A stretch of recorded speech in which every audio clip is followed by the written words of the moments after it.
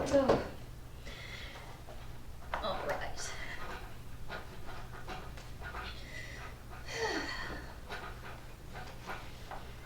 So, intro to volcanoes. Dr. Amethyst. All right. Not quite as fun as mineralogy, but content matter is fun. It's just students. Dear Lord, please help me to do this. Okay.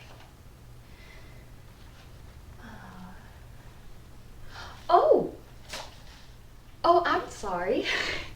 Hi, I didn't even see you. Oh, how long have you been in here? Why didn't you turn on the light? I'm so sorry. Honestly, my students always show up late, so I tend to show up right on starting schedule. But what's your name? Great. I cannot believe it. Sally. Sally, we are going to be best friends. I mean, I can tell that you like geology. Obviously, you got here early and you sat here in the dark, and just, if you ever get here before me, you can always turn on the light. I know this is a night class, but I honestly think the night classes are more fun, especially when we're talking about earth science. Yes? You agree? We're gonna be such good friends. Oh, just do not get too stressed out, because there are going to be some people trickling in who do not care as much about geology as you and I do. So, hence the reason why I walked in here and you were sitting in here and the light was on, because I was, you know, many teachers get to their classroom early and students are already in there, but, well, that's alright. Anyway, I know, yes, I sometimes talk to the minerals. It's just not weird or anything, you know. Oh, you do the same thing? Okay, that's great. I mean, we geologists, we think alike. I think I'm gonna like you. I hope to see you in mineralogy next year. Fabulous. That was my favorite course to teach. Right. Yes, it's only in the fall though. Right, so see you, okay. That's great. You're gonna be a sophomore in the fall. Wonderful. Well, perfect timing. Right, yes. That's where you'll meet all of your geology friends, is in mineralogy. That all starts there. And then you can decide which path of geology that you want to take. Oh, I don't know if we have a volcanology degree specifically. This class is Intro to Volcanology. However, if you are interested in that, we can talk. Let's talk after class, okay? All right, I think there are some other people. Oh, yeah, people are starting to come in, so I'll just go ahead and unbolt the door. And, all right. Oh, so nice to meet you, Sally. Call me Amy. The word Dr. Amy if you must, but okay. All right. See you later.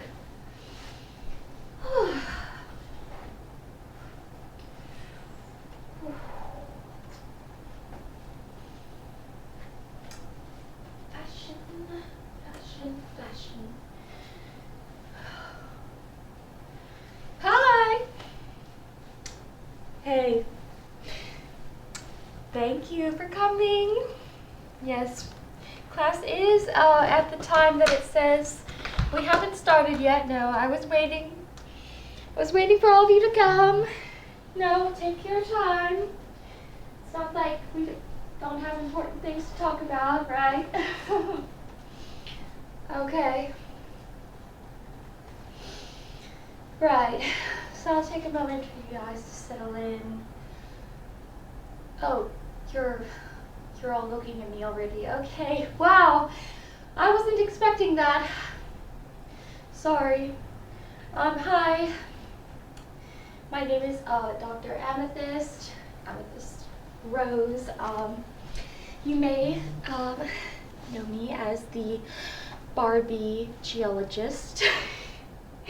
Yes, I have been compared to a Barbie, but I am a geologist first, a Barbie second. Yes, I do have a geology degree, and it is advanced. I promise you, I have so many I know all the things. I know a lot more than... Okay, well, why did you sign up for this class then? Whoever told you it was going to be an easy class, well, they're wrong. Easy if you love it, but if you took this class because you thought it was going to be easy, well, you're in for something else. Volcanoes. Tell me, what's the first thing that comes to your mind when you think of a volcano? You. In the back. What's your name? Sally. Yes. Everyone pay attention.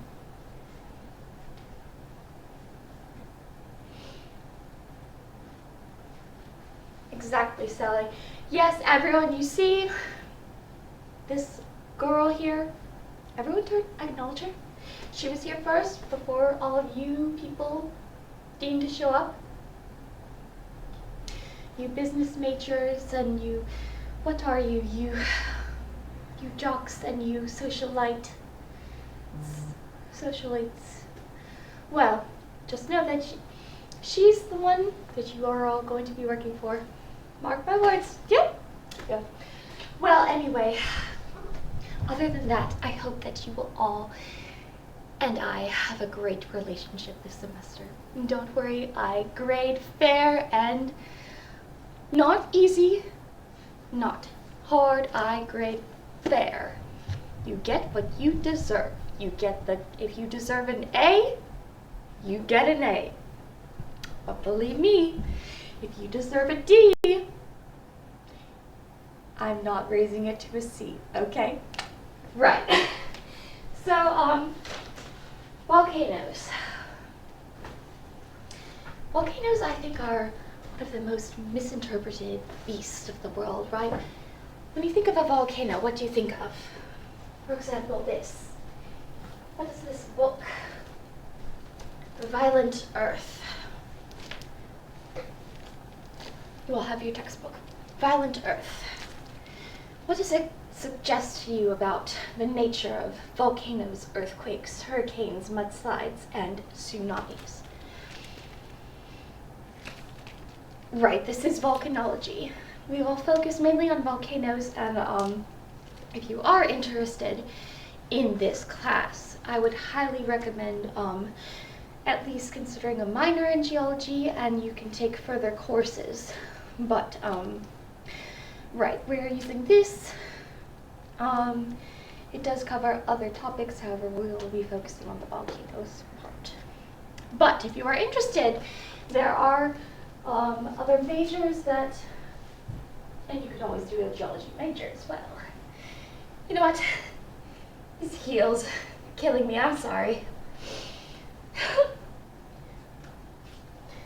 Oh, that's so much better.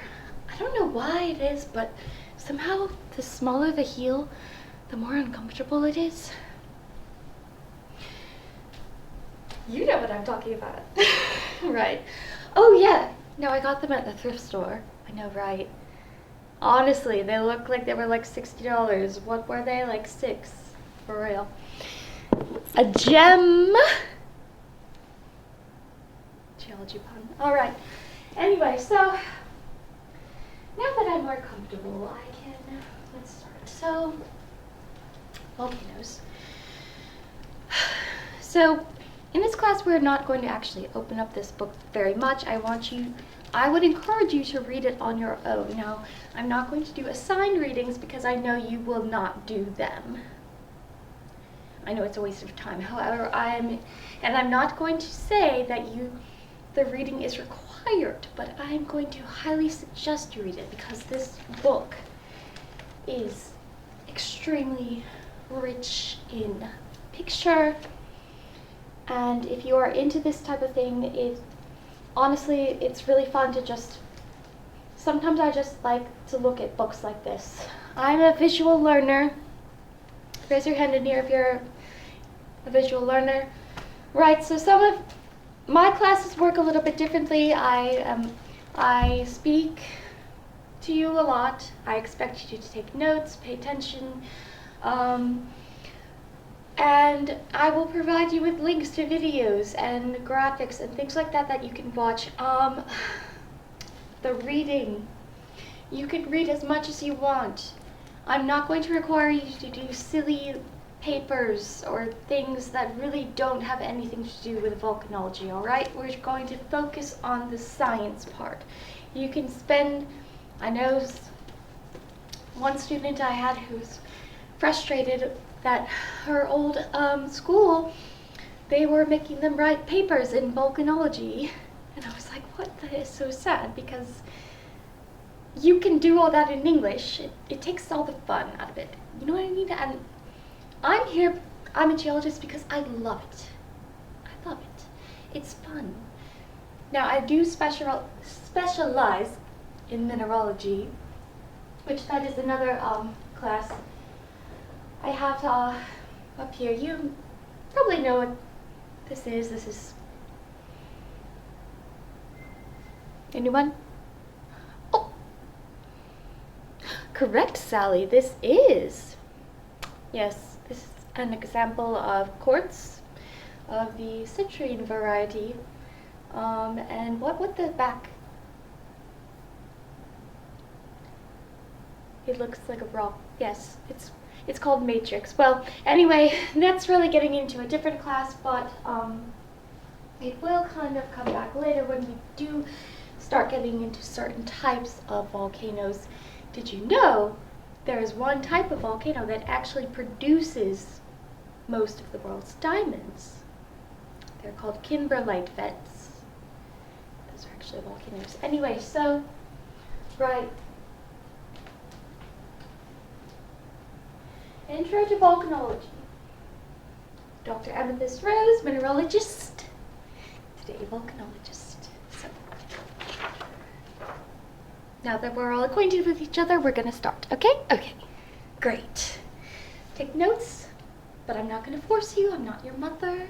I'm just saying the more notes you take, I still read the notes that I took when I was in my mineralogy, my volcanology, my seismology classes, because I loved listening to the professors. I wrote down all the words, and then you have the hard copy. I also suggest writing them down in a notebook. If you do prefer digital, that's fine, but for me, I like to have everything hand copied and hard written so I can access it myself. I don't know about you, but lately Google has been telling me that my Gmail isn't working because I have too many files or something like that. I don't like technology. It used to be so much easier. Anyway, that's a whole nother tangent. Right, that's why I don't use much technology in this class. Other teachers will have you walk in and have you do attendance by making you click by those clickers. Anyone have a professor with the clicker attendance? Yeah. You go to that class and do you pay attention? Be honest. You can be honest with me. No, you don't. You just go, and some of you, I bet, go in and click that you were there and then leave. That is why I do not require attendance to this class. You can attend as little or as much as you like. I would suggest attending all the classes and labs, but there's no incentive for participation except because it is highly test oriented. So the more you come to class, the more you learn, the more you study, the more you learn. You will do better on the test. And you don't have to worry about silly fluff work or anything like that. Just come to class, listen, and watch the videos that I send you. Watch the videos, and you will do just amazing. Anyway, all that to say, welcome to class. Now, let's get started. What is a volcano? A volcano is any geographical location where magma from deep inside of the earth erupts as hot, molten lava. What is the difference between magma and lava? They're the same thing, however, magma is what it is inside the earth, molten rock. When it appears on the earth's surface, it is called lava. So same thing, different locations. Okay. Volcanoes are found on every continent in the world. True or false?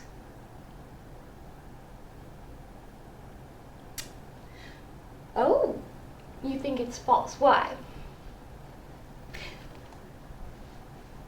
Did you know that's actually,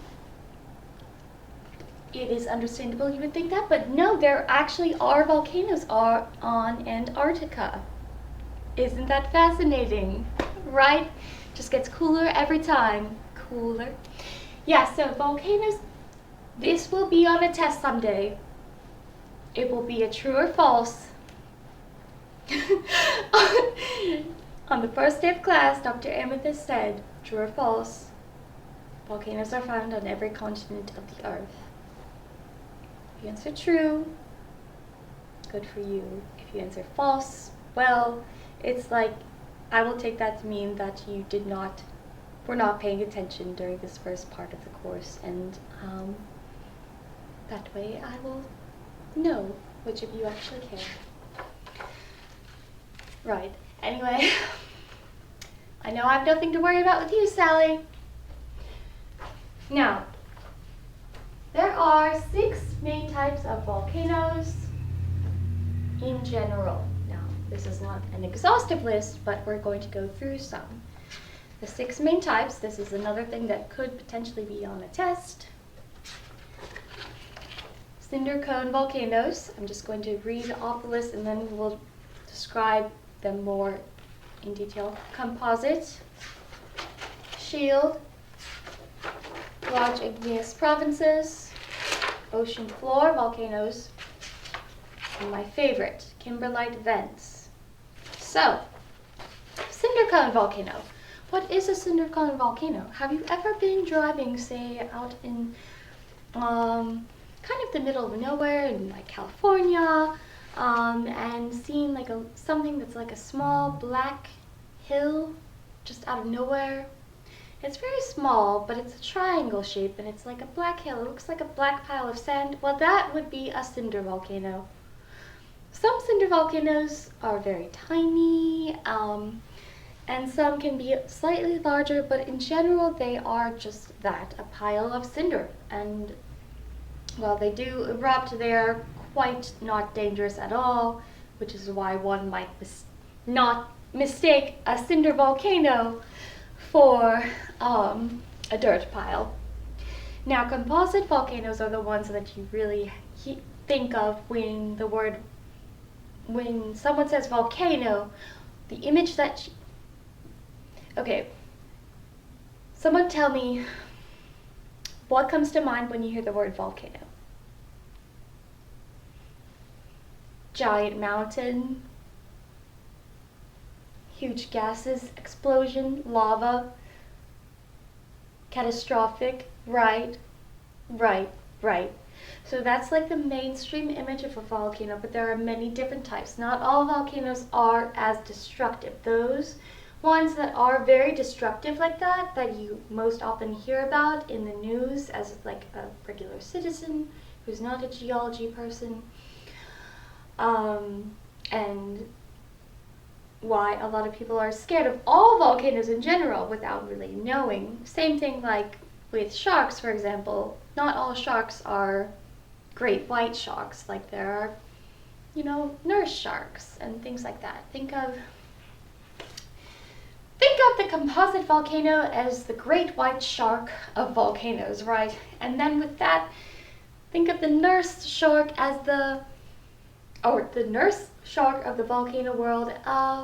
We will go with shield volcanoes. These are very gentle, sloping, island building volcanoes. Did you know that Hawaii, the entire chain, you probably knew it is a volcanic island chain, those are all shield volcanoes, and they all start on the ocean floor, but over time they build up and become shield volcanoes. So the ocean floor volcano would be an ocean floor volcano, and they can, once it appears out of the ground, it would be called a shield or composite volcano, but most often shield volcanoes come from the ocean floor.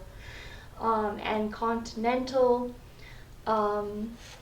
volcanoes, that means volcanoes on the continents of the land, are more likely to be the ones you think of when you think of a stereotypical volcano.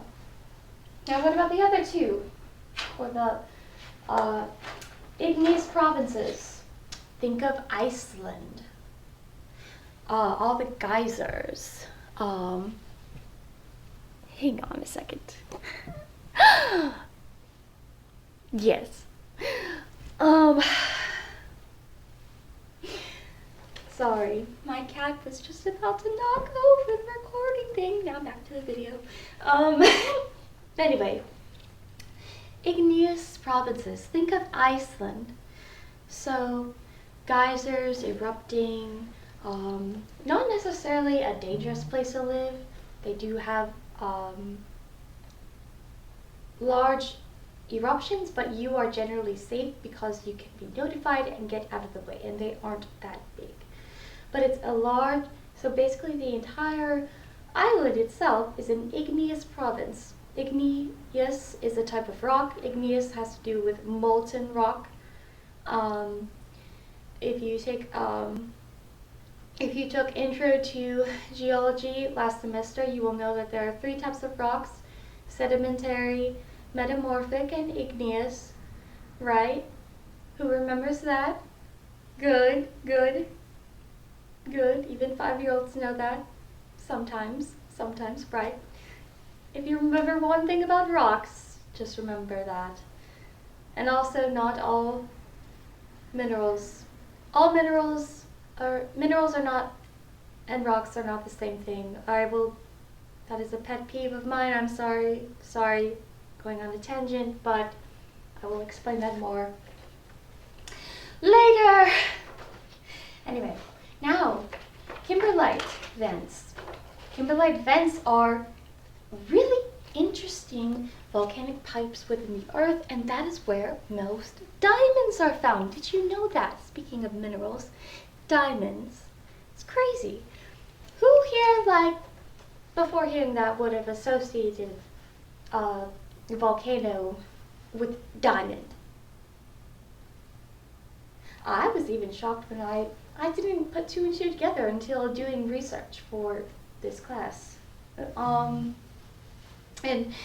But it makes a lot of sense if you think about it, because diamonds are the hardest mineral, which means they're very, very compact, and they're built only at high pressure and high temperature deep within the earth. So the harder the mineral, normally it will form deeper within the earth. So that is where we get a lot of these kimberlite vents that give us not just diamonds, other things too, of course, gas emissions and whatnot, but you can also find diamonds in the volcano. So think about that. If you're going through a volcano in life, think, maybe this volcano is a kimberlite vent, and look for the diamond. There you go. All right. Now, all volcanoes spew lava, but there are 2 types. Did you know not all magma and not all lava are equal? Who here has heard of the 2 types of lava? Or, good, you're right. Wow, you're so smart. You remembered from last semester. There is felsic magma and there's mafic. Does anyone remember the difference between the 2? And rather, does anyone remember which one is more dangerous? No, that's not quite right. It's the opposite, in fact. felsic volcanoes tend to be more dangerous than mafic ones. I don't know why. For some reason, the name to me, I get that. Felsic sounds gentler in a way. Mafic sounds like heavy metal or something. But mafic volcanoes are going to be iron and magnesium rich, which makes the magma, which becomes lava, very viscous. Think of the thickest syrup, or molasses, really, really thick. You dump the bottle over, it doesn't just jump out. It takes a long time to drip down, versus felsic magma would be more like coffee syrup. You just pour the bottle and it immediately comes out. If that makes sense. Just remember, mafic, viscous, felsic, explosive. So, who remembers which type of volcano is the most dangerous? Composite, that's right. So, do you think that composite volcanoes would have tend to be more mafic or felsic? You got it! They would tend to be felsic. And what about our shield volcanoes in Hawaii? Do you think that they are mafic or felsic? That's correct. You guys got this. You guys got this. See, it isn't so bad after all. Great. Let's see. I already talked about this. So felsic magma is most often going to be on the continental volcanoes, and mafic magma is most often going to be found in ocean volcanoes. So really just think about that.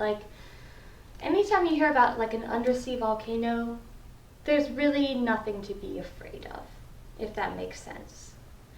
I do remember one Magic School Bus episode where there was an undersea volcano, and it made it, you know what I'm talking about? Yes! So I did some research into that. I was thinking about what type of eruption was that specific one in the way they portrayed it. It's honestly it's a fascinating, for those of you who don't know, it's a fascinating little show that I actually watched myself as a kid. It's animated, but it's very scientifically factual. I cannot remember. I'm pretty sure that I had determined it was a Plinian eruption, something like that. I will have to look that up again then, because that is actually interesting, if anyone is interested. But just that episode, if that episode scared you as a kid, no one actually goes out to a volcano and is exploded out of a volcano as it is forming, okay? That happens in nature, and I don't know. For me, it was thrilling. My sister, she cried. I just wanted to say that. Anyway, but right, so you don't need to be afraid of undersea volcanoes because they are in the sea, unless you're a fish or something and you live in the sea. Versus continental volcanoes are the ones we want to worry about, okay? And especially if you live in an area, hot spot that has more volcanic seismic activity. Often volcanoes will form along, does anyone remember plate tectonics, how those work? Right, so the plates of the Earth's crust are constantly shifting between this continental crust, and then there is oceanic crust, and the plates are constantly, there are some divergent boundaries, which means the plates are pulling away from each other. Well, you will see rift valleys. There are convergent boundaries where they're merging together, where you get big mountain building like the Himalayas, the Rocky Mountains, and then divergent, convergent, and transvergent, I can't remember the exact term, but basically they're rubbing against each other, and that's kind of more like the San Andreas fault and that you hear about so often in those movies. Right, why do people live here in California? I know, I think that to myself all the time. But it is quite fascinating out here, and I mean, really, there's no indication that the big one is going to rupture anytime soon. They're always saying that. I personally believe that God himself is in control of all of that, and that's why I don't worry about living in volcanically, seismically active area myself, because I'm a Christian and I believe that God is in control of all that, which, side note, if you're interested, let me know about that. Anyway, where was I? Anyone have any questions before we move on? Okay, alright, so just to recap, felsic lava is thin and more catastrophic. Mafic lava is thick, and don't take that to be, it does still do damage. Basically, like, the thing is, with a felsic explosion, that's why more people often are unfortunately killed with, for example, Mount St. Helens. That was a composite volcano that exploded, and because there wasn't much time between when geologists found out about it and the explosion was so massive and quick. It's this big plume of ash that rises into the sky and then just goes out like that. And the higher the VEI, which we're going to get into in a minute, the higher the scale of the volcano, the more that dramatic the effects are. Anyway, so and while mafic lava is lower VEI, it still can do a lot of damage in, you know, areas, island areas that are built on these volcanoes, but people are able to get out in time, so there are less casualties, if that makes sense.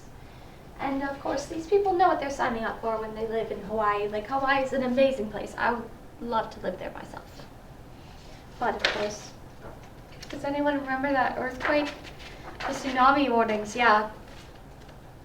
I actually, I made a video about that. If you are interested in, if anyone's interested, I did a deep dive into it because it really was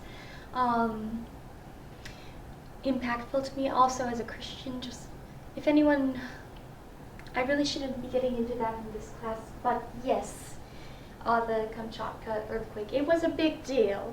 It was an earthquake and eruptions that we had over in Russia, right? This is just to give you an idea of how massive the scale was of that earthquake. It was all the way over in Russia, an isolated peninsula where there were literally just volcanoes and no people. This massive earthquake, and the entire Pacific coastline was given tsunami warnings. And there were many, many, many volcanic eruptions following that earthquake, which oftentimes seismic and volcanic activity go together. Now, of course, this is not the seismology class, but we will talk about some of those things as they go together. Now, any questions? Oh, I'm sorry. Don't be scared. I mean, volcanoes are honestly like, I wouldn't worry about it. You're fine. You don't need to move out of California or anything. Just become a Christian, that's all. Or, you know, for peace of mind. Anyway, so, right, because God is in control ultimately.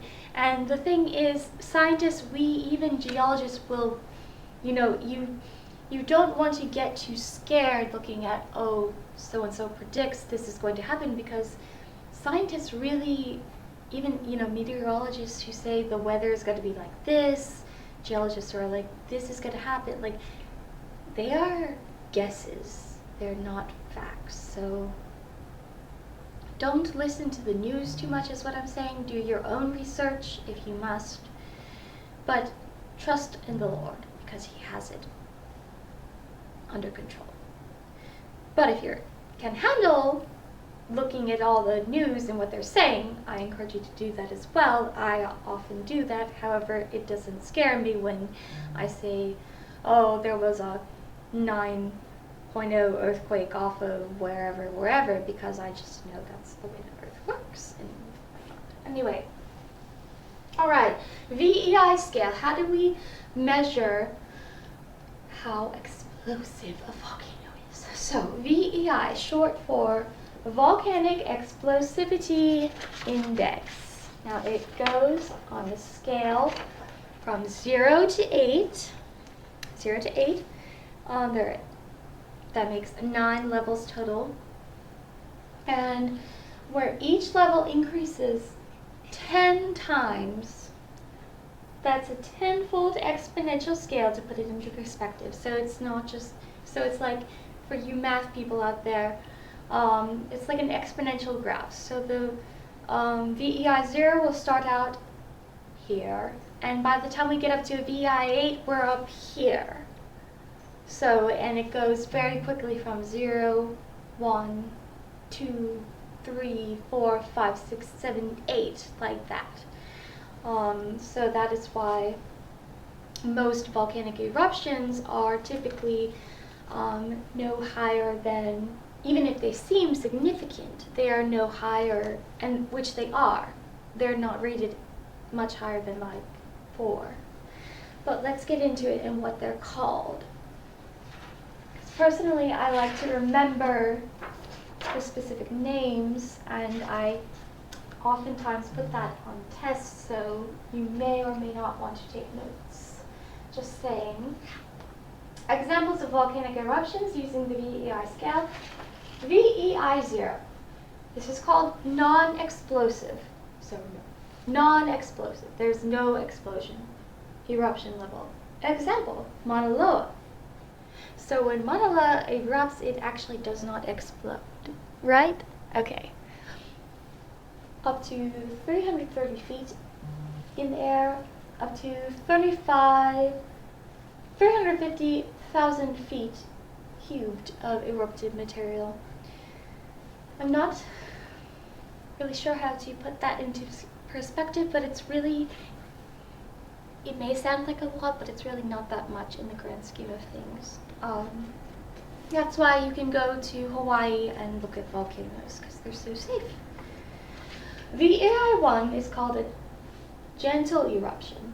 So, now there is an eruption, but it's gentle, right? Just a gentle eruption. I don't know why that makes me laugh, but IG, the volcano of Stromboli in Italy. Now this would go a lot higher, up to 3,300 feet high in the air, ash cloud, and up to over 350,000 feet cubed of exploded material. So over VEI 0. Sense, VEI 2, following suit, explosive eruptions. Example of the Tristan da Cunha volcano, which now we're at 1.5 to 3 miles high of an explosion. Whoa, where did that come from, right? Exactly. Over 35 million feet cubed of exploded material. What? And we're only on level 2. Now level 3 is called, oh right, and that would be called explosive. So gentle eruption is number 1, explosive is 2. So even a 2 is considered explosive, that's what I'm saying. VEI 3 is considered severe. Example, Mount Etna. Some of you may have heard of Mount Etna. Has anyone? Yes? Yes, you saw a video of it, right? So you could see that's like a what people think of when they, oh, that's a volcano, right? Right? Right. Think about it. That's only a VEI 3. A 3. 2 to 9 miles high explosion, over 350 million feet cubed. Over. That's a lot. We're just getting started. VEI 4, cataclysmic. My favorite volcano ever is an example of one of these. The Eyjafjallajökull volcano of Iceland. Eyjafjallajökull, over 0.02 miles of volume, over and 6 to 15 miles of explosion in the air. What did I do there? I think, oh, that's right. 6 to 15 miles of explosion in the air. And Eyjafjallajökull is the volcano featured in The Secret Life of Walter Mitty, if you are a fan, as I am. But it is called cataclysmic, so if you have seen the movie and you can picture the eruption that was shown when Eyjafjallajökull erupted, that is considered cataclysmic. Now that is still only VEI 4. Now we'll go to VEI 5. The word for that is paroxysmal. That's a fun word. Paroxysmal. I would write that down if I were you because I love to throw in vocabulary words on tests. Mount St. Helens. Alright, that's what we were talking about. What type of volcano is Mount St. Helens? Right, composite. What type of magma does it have? Felsic. You're on track. Right. 15 miles high explosion and over 0.2 miles cubed of erupted material.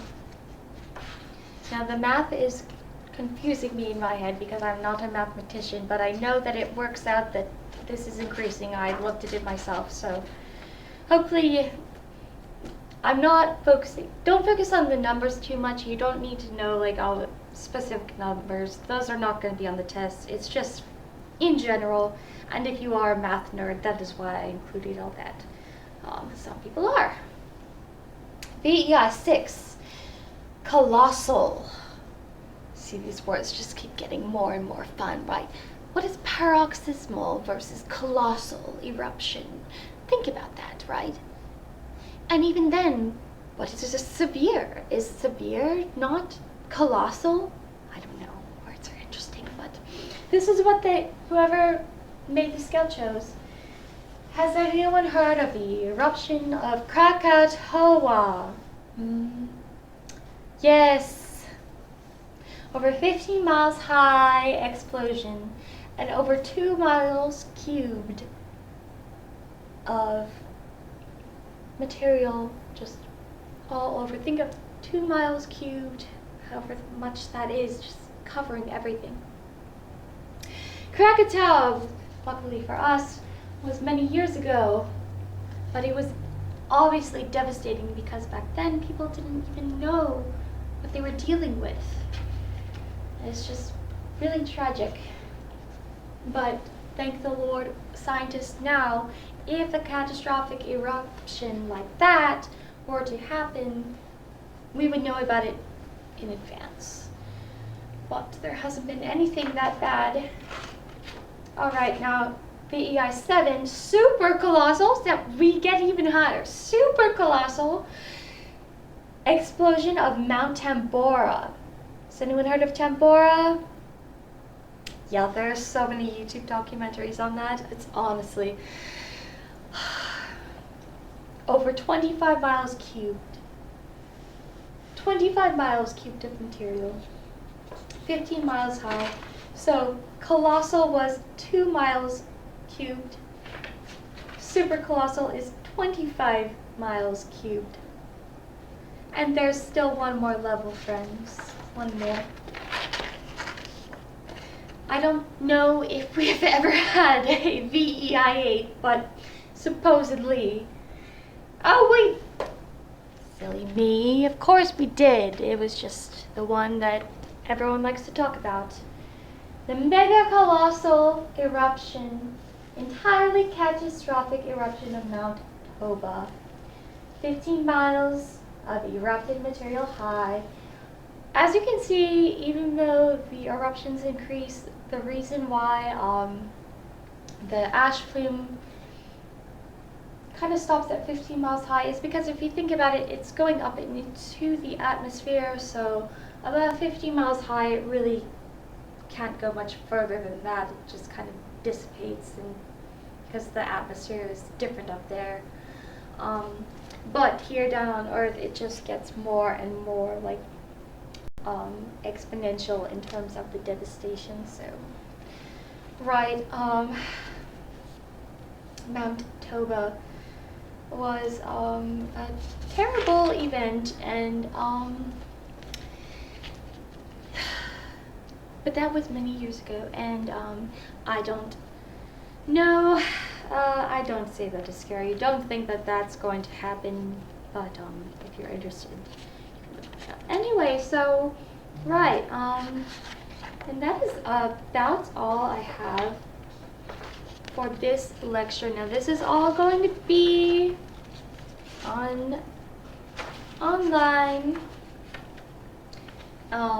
This was the PowerPoint for today, but you can, I hope you were taking your own notes. Now, let's just look at, for fun, let's just look at some of these volcanoes we talked about. So, AFL Yoga has its own page in here. See, I like to talk about things, but also do visuals, right? So, Hawaiian style eruptions, right? This is, anyone remember what those are called? Shield volcanoes, right? Mafic. So you can see, even though it looks like a scary thing, and it is, obviously it would hurt if you stepped on it, you can still go and look at that. Like, look, there's a man right next to the lava. It's crazy. Now, Mount St. Helens. Ooh. This is a picture of the devastation done by Mount St. Helens. It's not really showing up that well, but as you can see, it's really just a bunch of trees knocked over. It's very sad.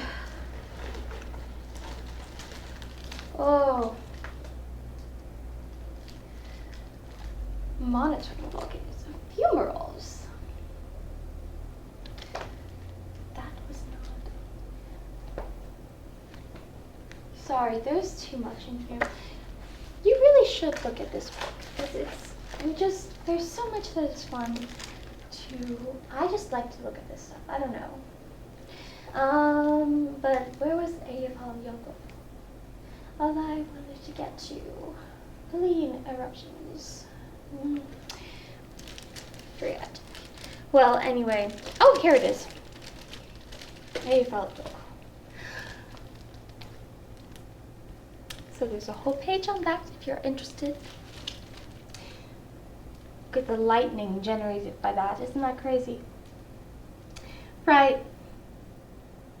Yeah. Anyway, I just kind of wanted to show you guys what you are missing out on if you don't get the book. But, of course, it's up to you. Well, yep, that's about, class time is up. So, all right. I will see you guys next class, and you'll be hearing from me in your emails shortly. So far, the first test is planned for 3 weeks from now, but don't worry about that. It's just going to be a little pop quiz. Pop quiz. Anyway, all right. Bye. Wow.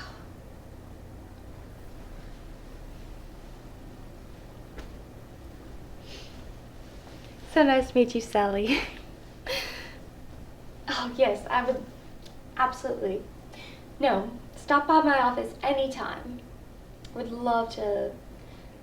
Right, so at this point, are you a geology major? Right. So you're going to need to get an academic advisor at some point. I am one of the geology advisors. So it is possible that I would be yours, but they're all fabulous. But anyway, but you can always come to my office and have any questions or anything like that. Anything cool you want to? Yeah, just anytime. But I'll see you next time, okay? All right. Have an explosive day.